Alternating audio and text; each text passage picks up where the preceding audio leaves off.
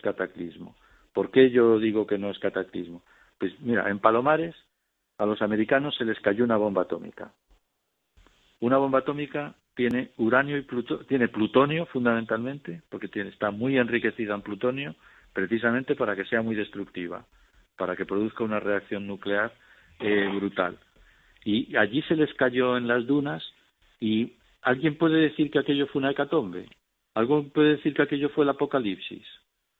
Que hay 2.000 hectáreas en las que el plutonio se recogió lo que se pudo y el resto está allí. Las desgracias vienen cuando vienen. Catástrofe, catástrofe. Desgracia, desgracia. Solidaridad con el pueblo japonés, todo lo que quieras. Pero yo no asumo una afirmación ni de que las autoridades japonesas nos estén engañando, porque para mí, digo, chapó a las autoridades japonesas y al pueblo japonés. Pero una situación de crisis es una situación muy difícil. Una situación de crisis es una situación de periodistas no, fotógrafos no, y información filtrada por 3 capas de comités de seguridad.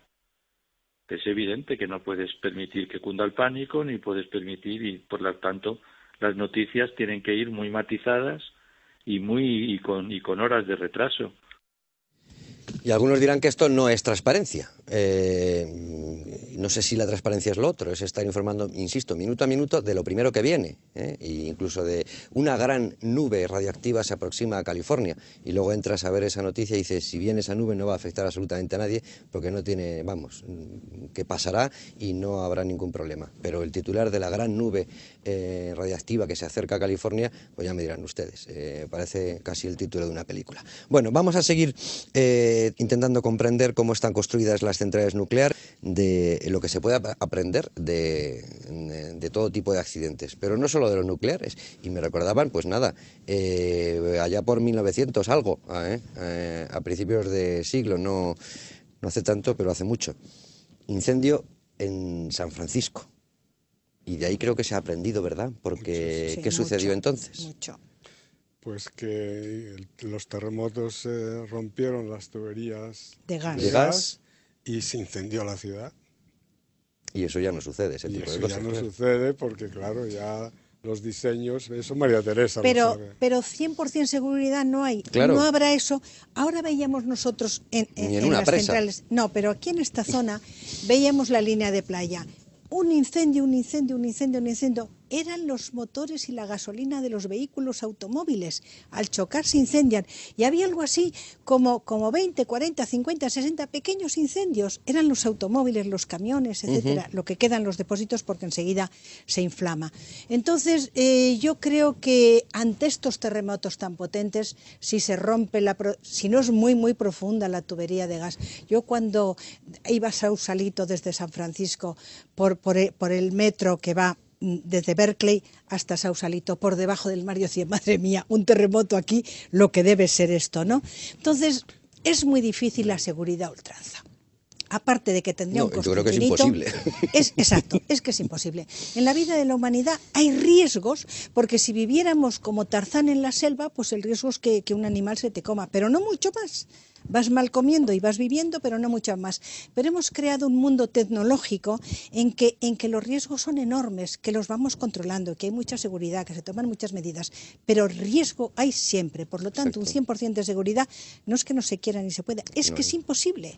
Bueno, pues antes de pasar a la indignidad de algunos políticos, incluso de algunos, iba a decir países enteros, no, eso sería injusto, gobernantes de países, porque los países han sido muy poquitos. Hay pueblos. No, sí. Algunos. Y de algunos políticos en España y fuera de España.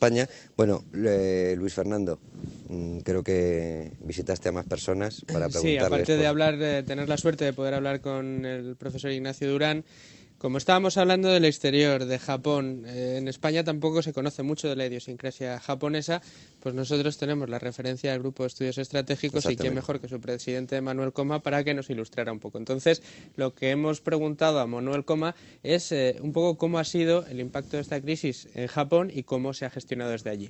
Esto era lo que nos contestaba. Sabemos que Japón es el país mejor preparado del mundo para hacer frente a catástrofes relacionadas con terremotos, porque está en una zona de intensa actividad sísmica y tienen una gran experiencia y es una sociedad muy organizada y muy disciplinada. La reacción del gobierno pues es trabajar duro, parece que responde al estilo japonés de buena organización, pero también responde, pienso yo, que a la situación actual del Japón, y la actual se refiere casi a las 2 últimas décadas, en que es una sociedad bastante apagada, en que ha perdido una parte de su dinamismo, en el que se ha estancado en una crisis económica que no significa perder riqueza, porque siguen creciendo al 1%, pero claro, nada comparable con las décadas anteriores.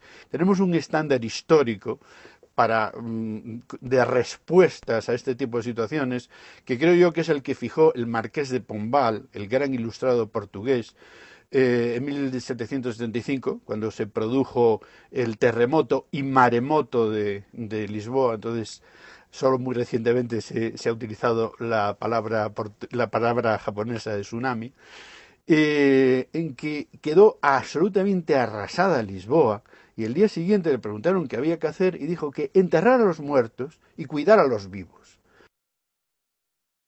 Pues esa es la realidad. Verdad. Esa es la realidad. Verdad. ¿Y qué razón tiene con lo de tsunami? Siempre se había dicho maremoto, pero bueno, ahora maremoto, parece que se dice que era el apocalipsis de San Juan. Pero bueno, bien traído. Me quedan dos cosas importantes. Una, análisis de futuro, que me parece muy importante, María Teresa. Y otra, precisamente Luis Fernando Quintero, que está aquí, escribió una crónica en Libertad Digital titulado ¿Quiénes serían los 50 de Fukushima en España? Sí. ¿Quiénes serían? Y analizaba un poco, por supuesto... Salvando todas las distancias, evidentemente. Por supuesto. Bueno, yo voy a contestar a la segunda. Ninguno, porque no va a suceder. Bien. Aquí no tenemos terremotos ni tsunamis. Es imposible esta catástrofe de esta entidad. Eso para empezar. Salvo un poquito en el litoral mediterráneo, en Cádiz, en Murcia, nuestras zonas sísmicas son muy estables. O ya chispita en el Pirineo también. Y allí no hay centrales ni otras instalaciones. Ajá. O sea, en la segunda no hará falta nadie porque no va a suceder. Esto así para empezar. Y la otra era ¿cuál es el futuro? El futuro. Empezando por Japón. Japón no va a tener más remedio que inevitablemente construir nuevas centrales nucleares. 127 millones de personas. En este momento hay la electrónica de consumo, la que montan en Tailandia, en Taiwán, en India, paralizada porque los componentes se fabrican en Japón. La fábrica de automóviles de Figueruelas paralizada porque ya los coches son electrónicos. El componente más importante en Japón no viene. Entonces, cuando ocurre algo así en Japón, no ocurre en Japón ni en Asia, ocurre en todo el mundo. La globalización nos afecta a todos. Todos tendremos que echar una mano.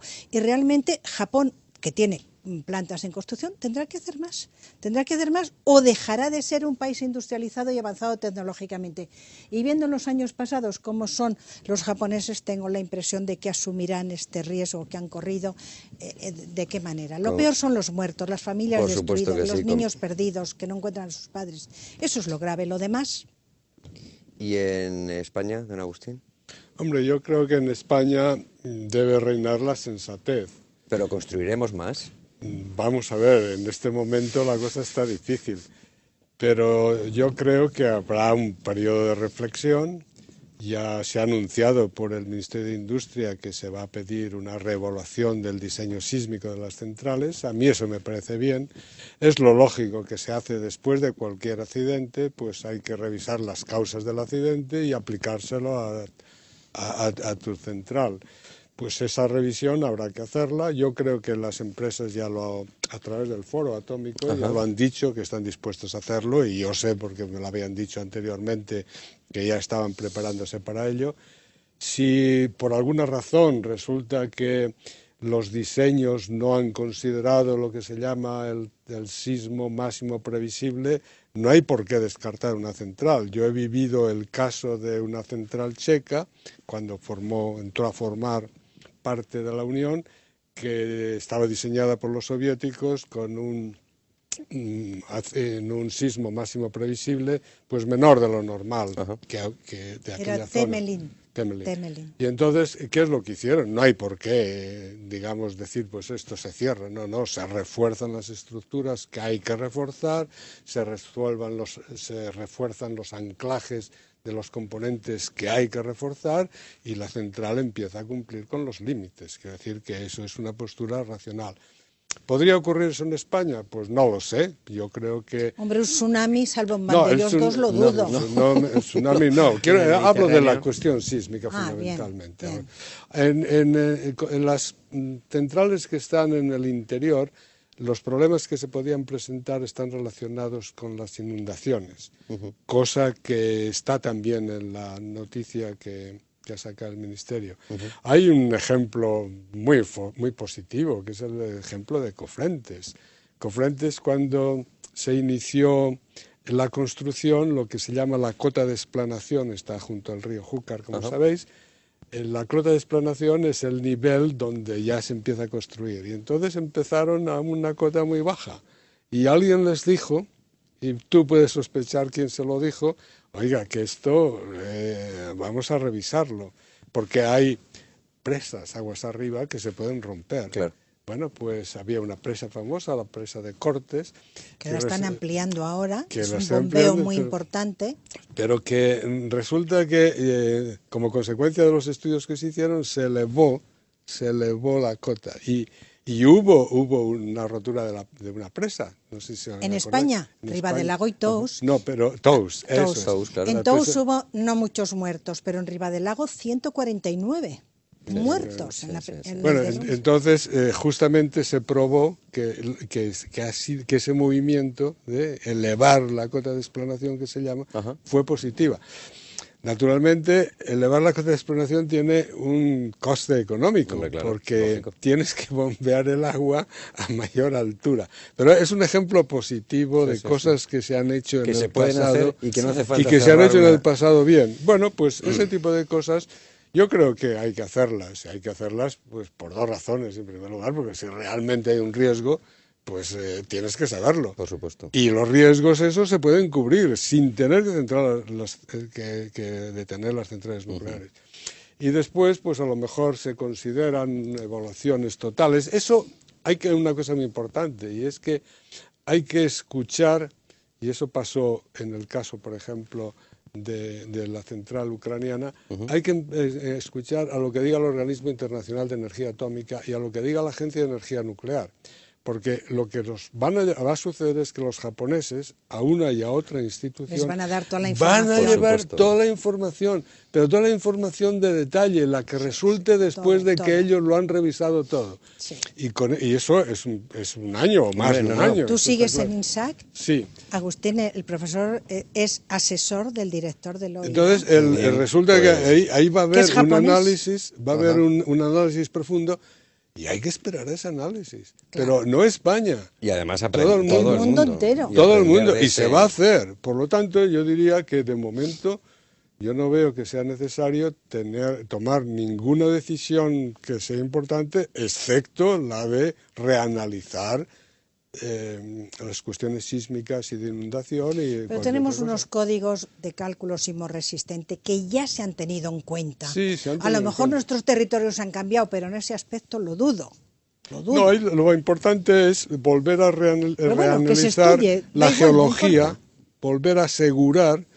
Yo creo que ese estudio, que sin duda se va a hacer, pues será una confirmación, posiblemente en la mayor parte de los casos, eso no lo podemos decir con anterioridad, de que lo que se ha hecho bien. Yo espero que ese sea el resultado general, aunque, hombre, puede haber algún caso que, como he dicho antes, se puede resolver con algunas medidas. Con medidas. Claro, muy bien.